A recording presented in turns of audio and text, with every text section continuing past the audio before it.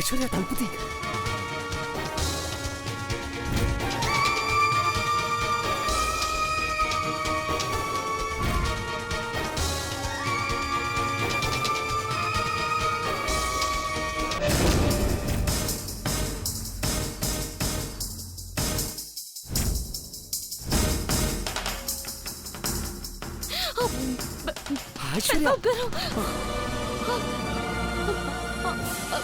అమ్మగారు వస్తున్నారు.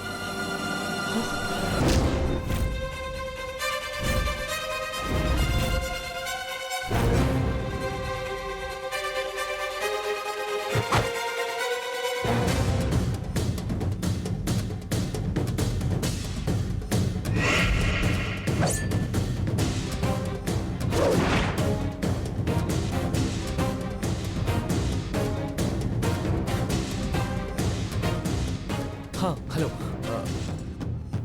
Yeah sure. Mahi ఇంకా ఇంటికి రాలేదు.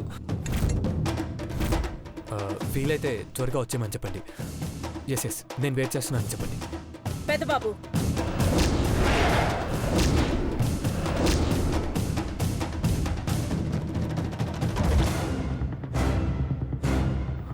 అమ్మా,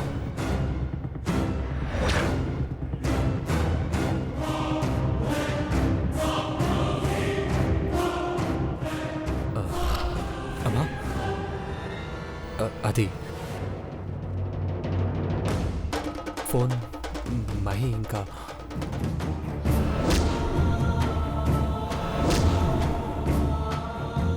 ఇంకా పడుకోలేదా పెద్దబాబు? లేదమ్మా, మహి వస్తాడని ఎదురు చూస్తున్నాను.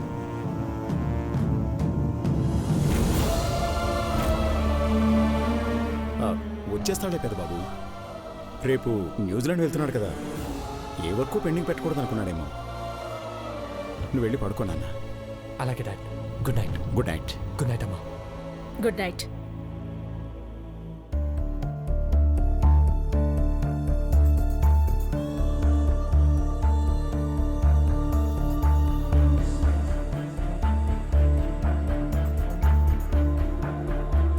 Parvati, Parvati, Parvati, cool cool. అమ్మ వాళ్ళు వెళ్ళిపోయారు. నేను బయటికి వెళ్ళి బెడ్రూమ్ విండో నుంచి లోపలికి వస్తాను. నువ్వు ఇక్కడే ఉండి ఎవరైనా వస్తే మేనేజ్ చెయ్యి.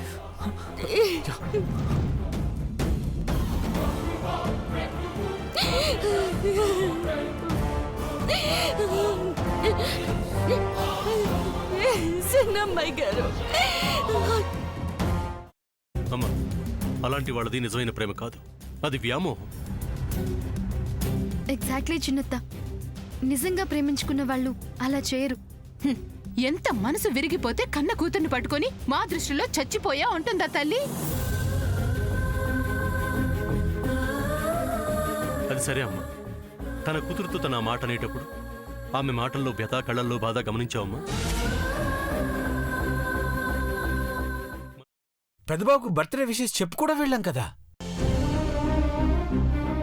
ఊరికే ఎలా కాలిపోతుంది? మంట పెడితేనో పడితేనో తగలబడుతుంది.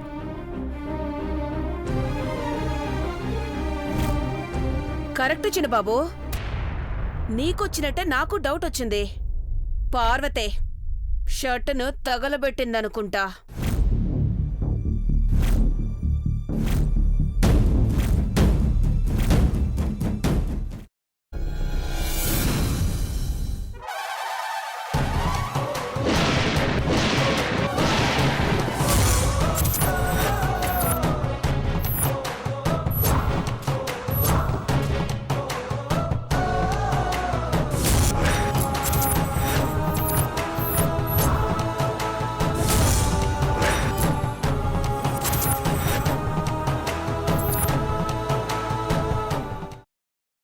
తర్వాత పొట్టు తీసేసి చాప్ చేసి పక్కన పెట్టుకోవాలి.